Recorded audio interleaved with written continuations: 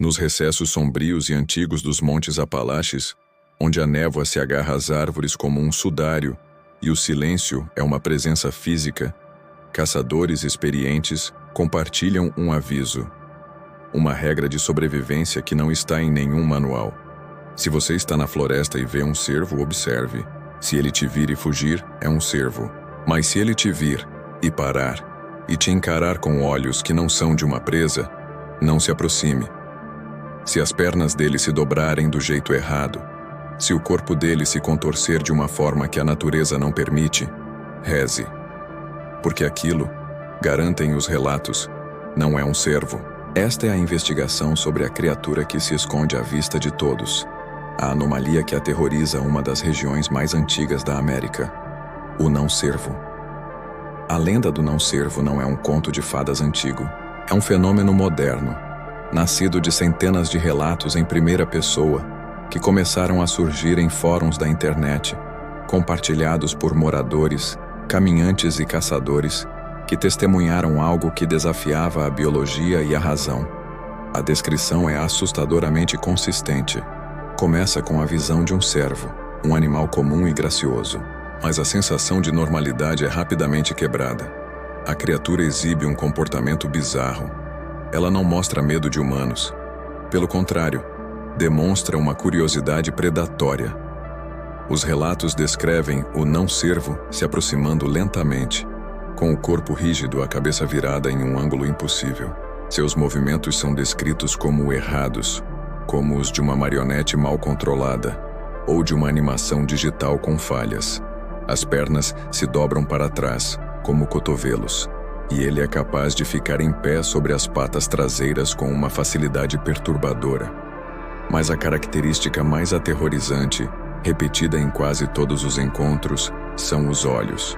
Não são os olhos escuros e gentis de um herbívoro. São olhos frontais como os de um lobo ou de um humano, que brilham com uma inteligência fria e muitas vezes maliciosa. O horror do não-cervo reside no que os psicólogos chamam de Vale da Estranheza, ou Uncanny Valley. Este é o sentimento de repulsa e medo que experimentamos quando vemos algo que é quase humano, mas não exatamente. Um robô, uma boneca de cera, um rosto em computação gráfica que falha nos pequenos detalhes. O não-cervo é a versão da natureza para o Vale da Estranheza. Ele pega um símbolo de paz e beleza natural, o cervo, e o corrompe. Ele viola nossas expectativas sobre como um animal deve se comportar e se mover. Um cervo que não teme o homem já é estranho.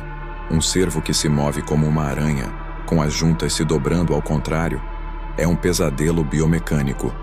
A lenda explora um medo primordial, o de que a natureza, que deveria seguir regras imutáveis, pode de repente se quebrar.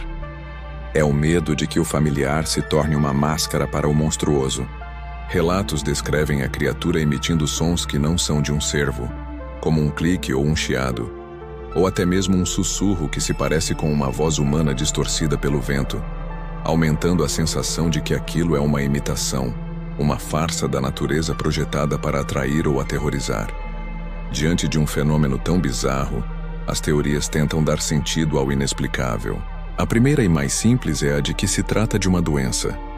Alguns sugerem que os animais vistos poderiam estar sofrendo de doença debilitante crônica, uma condição neurológica que afeta cervos e pode causar comportamento estranho e perda de peso. No entanto, essa teoria não explica a anatomia antinatural, como as pernas se dobrando ao contrário, ou a aparente inteligência e malícia relatadas pelas testemunhas. Outra teoria entra no campo da criptozoologia, sugerindo que o não-cervo poderia ser uma espécie desconhecida, um predador que evoluiu para mimetizar a forma de um herbívoro, para se aproximar de suas presas ou enganar competidores. Seria uma nova forma de vida, escondida nas vastas e inexploradas florestas dos Apalaches? As explicações mais sombrias, no entanto, vêm do folclore local. A região dos Apalaches é rica em histórias de espíritos da floresta e entidades que mudam de forma. Alguns acreditam que o não-cervo não é um animal, mas um espírito antigo, talvez um Wendigo ou outra criatura similar, que assume a forma de um servo para enganar os humanos. Seria uma entidade sobrenatural, cuja forma física não obedece às leis da nossa biologia, à falta de qualquer evidência física, um corpo, um osso, mantém todas as teorias no campo da especulação. E é nesse vácuo de provas que o terror da lenda floresce. O clímax de qualquer encontro com o não-servo é o momento da perseguição. Muitos relatos não terminam com a simples observação, mas com a criatura abandonando sua fachada de imitação e revelando sua natureza predatória. Testemunhas descrevem a criatura correndo em sua direção em 4 patas, mas a uma velocidade impossível, muito mais rápido que um cervo normal. Outros contam como, ao fugirem em seus carros, a criatura os acompanhou, correndo ao lado do veículo e olhando pela janela com seus olhos inteligentes e aterrorizantes. Uma história, compartilhada anonimamente, descreve um caçador que, ao perceber que estava sendo observado por um não-servo, atirou na criatura. O animal, em vez de cair, apenas virou a cabeça lentamente em um ângulo de 180 graus e emitiu um som que parecia uma risada humana distorcida, antes de desaparecer na escuridão da floresta. É neste momento que a verdade se torna clara para a vítima. Aquilo não é um animal doente, é algo consciente, é algo que estava caçando. E o fato de que a caça foi interrompida não significa que ela terminou. A lenda do não-servo é um conto de horror moderno, nascido da nossa conexão cada vez mais distante com o mundo selvagem e do medo do que pode se esconder naquelas sombras. É um lembrete de que, mesmo em um mundo mapeado e explorado, ainda existem lugares onde as regras da natureza parecem não se aplicar. O que realmente assombra as florestas dos Apalaches? Você acreditaria em seus próprios olhos se visse um cervo se mover de forma impossível? Deixe sua teoria nos comentários. Junte-se à nossa comunidade de investigadores e inscreva-se para mais documentários que exploram as criaturas que vivem no limite da nossa realidade.